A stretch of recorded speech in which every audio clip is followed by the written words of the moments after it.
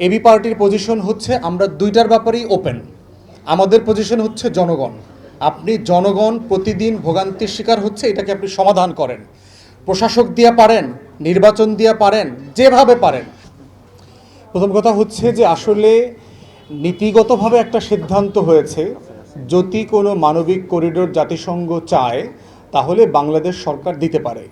এখন প্রশ্ন হচ্ছে এটা কিন্তু সরকার আবার পাবলিকও করেছে, সরকার ফাইনালি দিবে কি না এইটার ব্যাপারে রাজনৈতিক দলগুলো বোধ করছে যে তাদের সাথে এত বড় একটা সিরিয়াস বিষয় নিয়ে পরামর্শ কথা বলা দরকার। এবি পার্টির পজিশনও তাই, কারণ বাংলাদেশের স্বাধীনতা সার্বভৌমত্বের সাথে জড়িত প্রত্যেকটা বিষয় নিয়ে আমরা বোধ করছি গণ অভ্যুত্থানের পক্ষের শক্তিগুলোকে নিয়ে পরামর্শ করে এটা সিদ্ধান্ত নেওয়া দরকার। প্লাস হচ্ছে এই সিদ্ধান্তটা আমরা দুনিয়ার বিভিন্ন এক্সপিরিয়েন্সে দেখেছি যে মানবিক করিডোর দিন শেষে আর মানবিক থাকে না, অমানবিক হয়ে যায়, সামরিক হয়ে যায়, গৃহযুদ্ধ তৈরি হওয়ার ট্রিগল তৈরি হয়।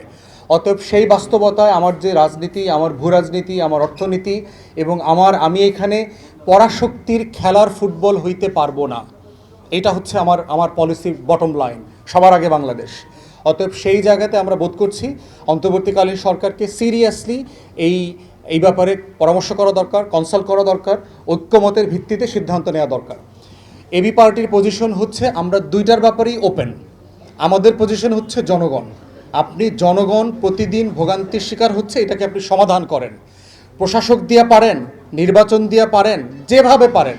আমি চাই আমার নাগরিক জন্ম সনদ নিতে গেলে পাইতে হবে দিনে দিনে। আমি চাই আমার কোনো গরিব মা বোন যেন বিধবা ভাতা, দুস্থ ভাতা থেকে বঞ্চিত না হয়। আমি চাই আমার কোনো নাগরিক মেয়ে ক্লাস 8-এর 9-এর উপবৃত্তি 6 মাস না পাওয়ার কারণে স্কুলে লেখাপড়া বন্ধ করে দেবে, এটা আমি চাই না। আমি এটা সমাধান চাই। অন্তর্বর্তীকালীন সরকার যেমনে পারে এটা সমাধান করুক। সে প্রশাসক দিয়ে পারে, সে প্রশাসক ওই নির্বাচিত কাউন্সিলরদেরকে দিয়ে পারে, স্বতন্ত্র ভালোভাবে একটা নির্বাচন করে দিয়ে পারে। এইটা তাকে সব রাজনৈতিক দলের সাথে কথা বলে সমাধান করতে হবে। আমরা জনগণ হচ্ছে ফার্স্ট প্রায়োরিটি আমার এখানে। ধন্যবাদ সবাই।